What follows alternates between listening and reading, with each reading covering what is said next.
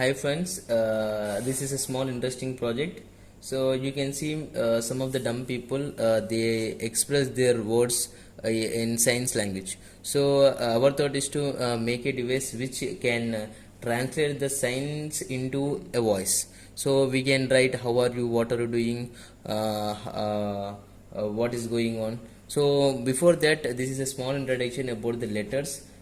Firstly, I'll show you. Like I'll place these are the signs. Even I don't know sign language, so these are the signs. First I place a.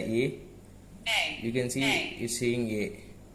I'll B. I'll try for Y. Y. Now I try for F. F. Now I try for W. W. Now I try for I. I. Now I try for D.